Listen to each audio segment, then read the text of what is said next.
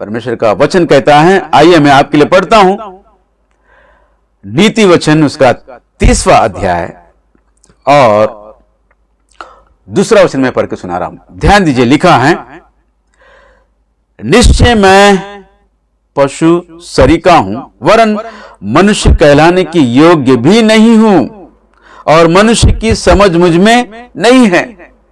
निश्चय निश्चय मैं पशु सरीका हूं, मनुष्य कहलाने की योग्य भी नहीं हूं। और तीसरे वचन देखते हैं, ना मैंने बुद्धि प्राप्त की है और ना परम पवित्र का ज्ञान मुझे मिला है, और ना परम पवित्र का ज्ञान मुझे मिला है। ये कौन है? तो पहले वचन में देखते हैं, याके के पुत्र आगूर के प्रभावशाली वचन है। परमेश्वर के पवित्र शास्त्र में लिखे गए प्रभावशाली वचनों में एक वचन है आगूर का वचन, जो कहता है कि मैं पशु समान हूं, मैं इंसान या मनुष्य कहलाने की योग्य नहीं हूं। क्यों? ना मैंने बुद्धि प्राप्त की है और ना परम पिता का ज्ञान मुझे मिला है। परम पिता का ज्ञान मुझे नहीं मिला है, इसलिए मैं पशु समान हूं। दोस्तों, परम पवित्र का ज्ञान, इसका होना बहुत जरूरी है। तब जाकर ही हम परमेश्वर के तत्व को समझ सकते हैं। परम प्रधान का ज्ञान, परम पवित्र का ज्ञान, यानी परम प्रधान के ज्ञान का होना बहुत जरूरी है, जिसके विषय में हम पढ़ते हैं गिनती की किताब उसका 24वां अध्याय।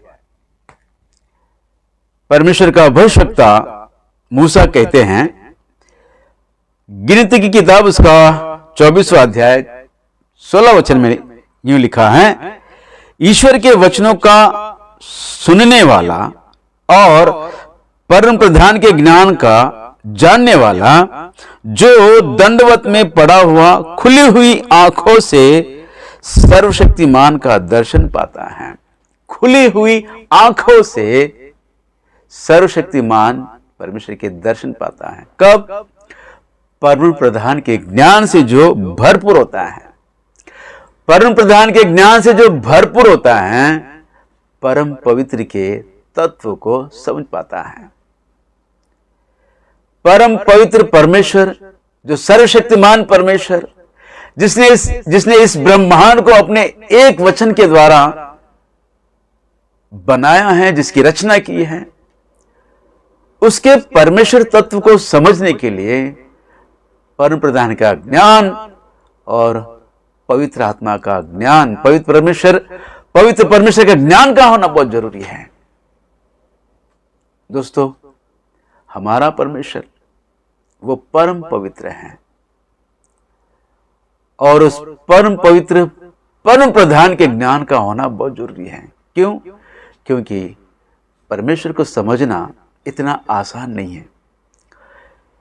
इतना आसान भी नहीं है, पर उतना आसान भी है, क्योंकि वचनों का अध्ययन करोगे तो सब कुछ समझ में आ जाएगा कि परमेश्वर क्या है, वो क्या चाहता है, उसका तत्व क्या है, क्या वो एक है या त्रिएक है। आइए हम पढ़ेंगे रोमियो के नाम लिखी गई पत्री, उसका पहला अध्याय प्रेरित पौलुस के द्वारा रोमियो के नाम लिखी गई पत्री, उसका पहला अध्याय, और हम पढ़ेंगे 20वां वचन।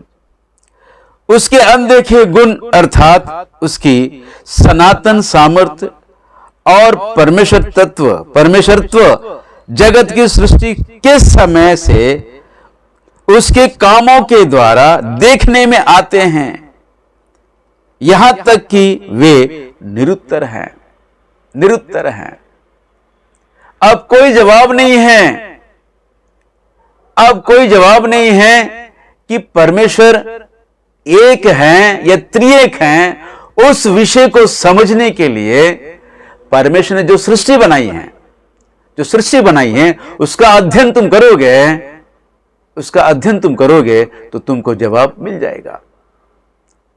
उसके बाद कोई जवाब नहीं रहेगा, निरुत्तर है। इस सारी सृष्टि का तुम अध्ययन करोगे तो लिखा है मेरे दोस्तों, उसके अनदेखे गुण अर्थात उसकी सनातन सामर्थ्य और परमेश्वर की सामर्थ्य और परमेश्वरत्व जगत की सृष्टि के समय से उसके कामों के द्वारा देखने में आते हैं। उसके परमेश्वर तत्व को समझने के लिए सृष्टि को देखो तो अब आपको समझ में आ जाएगा कि वो एक है या त्रिएक है। तो वो कैसे? तो दोस्तों मैं आपको बताना चाहता हूं, परमेश्वर ने जो अपने एक वचन के साथ इस सारे ब्रह्मांड को बनाया है और इस पृथ्वी पर ऐसे पेड़ बनाए हैं जो सुंदर सुंदर फल भी देते हैं। अदन की वाटिका में आदम और हवा को बनाकर परमेश्वर ने उनके खाने के लिए बहुत सारे सुंदर सुंदर फल भी बनाए हैं। तो दोस्तों उन सारे फलों में संतरा एक बहुत ही सुंदर फल है। उस फल को अगर हम अध्ययन करें, संतरा ये जो फल है, इस फल को लेकर अगर हम अध्ययन करें तो परमेश्वर क्या चीज है हमको समझ में आ जाएगा। ये मैं नहीं कह रहा हूं, परमेश्वर का वचन ही कह रहा है ना। उसके सृष्टि को अध्ययन कीजिए, उसकी सृष्टि में बनाए गए वस्तुओं का भी अध्ययन कीजिए, जिसमें एक फल है वो संतरा है। प्रियो, जब संतरा हम खाने के लिए छीलते हैं, उसके ऊपर का छिलका जब निकाल देते हैं तो अंदर अनेक टुकड़ों का एक समूह हमको दिखता है जो एक दूसरे से जुड़े होते हैं। जब उसे हम खोलते हैं, अलग हो जाते हैं और हर एक टुकड़े में और एक उनका अपना अपना कवर होता है। एक बारीक झिल्ली सी झिल्ली के द्वारा हर एक टुकड़े का एक कवर होता है और उन सारे टुकड़ों को जोड़ने का एक कवर होता है जो ऊपर का छिलका होता है। छिलकों को निकालेंगे तो अनेक टुकड़ों का संतरा हमको दिखाई देगा और उन टुकड़ों को अलग करेंगे तो दोस्तों हर एक टुकड़े में एक ही रस होता है, एक ही स्वाद होता है, एक ही तत्व होता है। एक टुकड़े में अलग, दूसरे टुकड़े में अलग, ऐसा नहीं होता है। सारे टुकड़ों में एक ही रस होता है, एक ही तत्व होता है।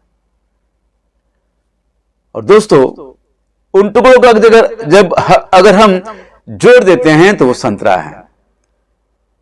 एक टुकड़े के लिए अगर हम संतरा नहीं कह सकते हैं, वो सारे टुकड़े जब एक जगह होगा, जुड़े होंगे तो वह संतरा कहलाएगा।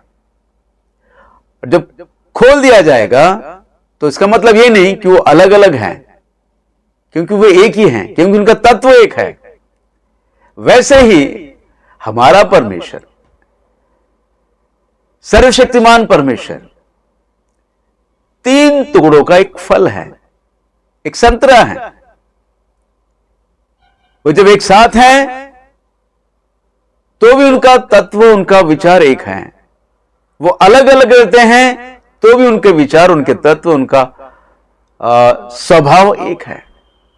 उनका अपना अपना व्यक्तित्व है पर वो एक है। यही परमेश्वर तत्व है, यही परमेश्वर तत्व है। दोस्तों इस विषय को समझने के लिए पवित्र परमेश्वर का ज्ञान का होना बहुत जरूरी है। ये जो परमेश्वर का अद्भुत तत्व है, हर एक के समझ में नहीं आएगी मेरे दोस्तों। परम प्रधान का ज्ञान का होना जरूरी है और परम प्रधान के ज्ञान के साथ परम पवित्र का ज्ञान हमें प्राप्त होगा। और परमेश्वर के ज्ञान के ना होने के कारण आज कलीसिया में परमेश्वर के तत्व को लेकर बहुत गड़बड़ी मची है। मेरा चैलेंज है, वन गॉड वालों के साथ मेरा चैलेंज है, आ जाओ डिबेट करेंगे। रैप्चर को लेकर भी मैं बहुत सारी वीडियो बनाई हैं, इनकी गलत शिक्षा को लेकर, अब तक कोई जवाब मुझे नहीं मिला। वन गॉड वालों के साथ मैं डिबेट करने के लिए तैयार हूं, चाहे वो ट्रिनिटी हो या रैप्चर हो। और डैनियल के साथ, मूर्ख मंथन बैठक का ये जो डैनियल है, डैनियल राज है, इसके साथ भी डिबेट करने के लिए तैयार हूं, चाहे वो रैप्चर के विषय में हो, चाहे वो पवित्र आत्मा के वरदानों के विषय में हो, चाहे वो अन्य भाषा के विषय में हो या दशवांश के विषय में हो, और विशेषकर कलीसिया के उठा लिए जाने के विषय में हो।